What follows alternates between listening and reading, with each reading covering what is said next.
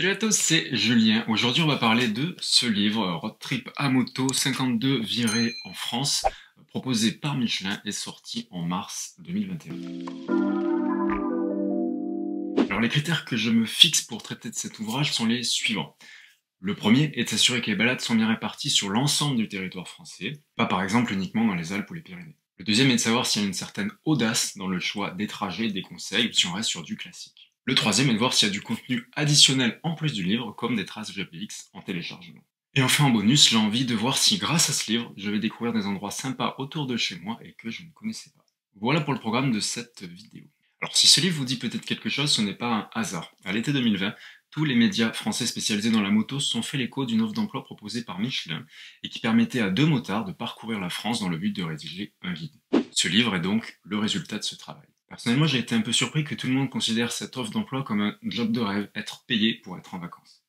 Non, ça reste un travail, il doit être fait sérieusement, avec sa propre moto, et il s'adressait à des gens qui étaient disponibles pendant les 3 mois d'été. Ça reste un coup marketing pour Michelin puisque tout le monde en a parlé et aujourd'hui tout le monde en reparle pour la sortie. Moi le premier, même si cet exemplaire je l'ai acheté, 16,90 € à la Fnac. Alors premier élément, dès qu'on ouvre le livre, on trouve une carte de France avec la position des 52 balades. Donc oui, on peut être rassuré, les 52 balades couvrent l'ensemble du territoire métropolitain et de la Corse. Tout n'est pas rassemblé au même endroit, c'est un bon point. Par exemple, pas de route des Grandes Alpes. D'une part parce que c'est un itinéraire très connu, donc autant ne pas gâcher une des balades avec celui-ci, mais aussi parce que c'est une balade sur plusieurs jours en itinérance et que pour ce livre, ils ont préféré se limiter à des balades qui peuvent se réaliser sur 1 ou 2 jours en rentrant à chaque fois à son point de départ, hôtel par exemple. L'autre élément que j'apprécie, c'est que les balades ne sont pas catégorisées par zone géographique, mais par type de route. Par exemple, les balades en montagne, les balades dans des gorges ou les balades transfrontalières.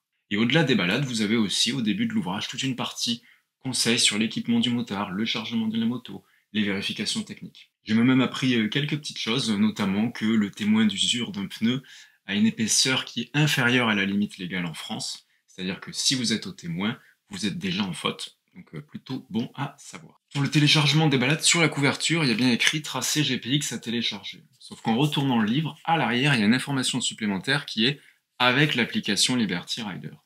Ce n'est pas aussi simple que de cliquer pour télécharger un fichier. Il faut installer une application sur son smartphone, s'inscrire à cette application et ensuite consulter les balades. Premier problème, l'application smartphone Liberty Rider ne permet pas de télécharger les GPX, mais uniquement de lancer la balade en mode navigation vocale. En réalité, il faut passer par le site web de Liberty Rider et pas l'application Liberty Rider sur smartphone pour pouvoir consulter les balades et télécharger le fichier GPX pour l'exploiter par exemple sur un matériel dédié type TomTom ou Garmin ou utiliser une autre application de navigation sur smartphone. Le deuxième problème, c'est que finalement ces 52 balades sont accessibles gratuitement sur Liberty Rider sans obligation d'achat de ce livre. Du coup, tout le monde peut les consulter et les récupérer à moindre frais. La question qu'on peut légitimement se poser en tant qu'acheteur est qu'est-ce qu'on a de plus? Alors certes, le récit détaillé des balades est uniquement dans le livre et pas dans la fiche descriptive de Liberty Rider. Il y a également des photos qui ont été faites par les deux auteurs du livre, mais du fait de ce recrutement un petit peu atypique, ces auteurs qui sont d'ailleurs présentés au début de l'ouvrage ont des réseaux sociaux ayant aussi publié les photos sur leur page Instagram. Et finalement, ces photos, je les trouve assez peu nombreuses dans le livre. Au-delà de l'itinéraire, on trouve aussi une rubrique avec les bonnes adresses, que ce soit pour des hôtels, des restaurants ou des coins à visiter. Le livre précise bien qu'en cette période de Covid-19, il peut y avoir des établissements qui sont fermés ou qui malheureusement ne réouvriront jamais. On peut également se poser une autre question, car sur une balade qui sera allée sur 1 ou 2 jours, il conseille 3 ou 4 hôtels et restaurants. Je pense que c'est impossible d'avoir mangé et logé dans tous ces établissements. Comment la sélection a-t-elle été effectuée? Est-ce que c'est finalement un encart publicitaire pour ces établissements ou une liste d'établissements récupérés au sein d'autres collections Michelin?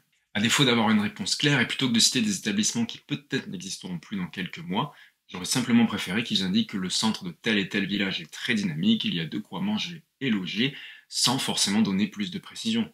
C'est d'ailleurs ce qui est fait pour les stations-service, où ils conseillent de se ravitailler dans les grandes surfaces, sans donner la marque du distributeur.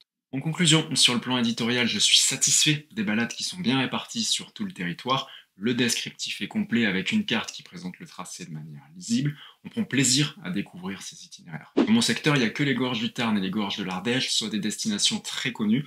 Je n'ai malheureusement rien appris dans mon secteur. Les photos sont à mon sens trop peu présentes, mais c'est peut-être un choix par rapport au coût d'impression. Mais pour moi, le gros point noir, ça reste ce partenariat avec Liberty Rider. Quelle galère! Pourquoi n'ont-ils pas proposé le téléchargement des fichiers GPX sur un site comme Via Michelin? Qui utilise Liberty Rider comme application de navigation? C'est une application qui historiquement proposait gratuitement la détection de chute, avant de basculer sur un modèle à abonnement autour de 10 € par mois. La partie navigation qui était payante est désormais gratuite et permet donc de découvrir ces 52 balades sans acheter le livre. Dernier mot sur la Massif qui est partenaire de ce livre, on peut trouver le logo un petit peu partout. On trouve également un ouvrage identique à celui-ci mais avec une couverture différente et le logo offert par Massif. De quoi se poser encore plus des questions sur l'achat de ce livre à 16,90 € si tout le contenu est déjà disponible gratuitement par d'autres moyens.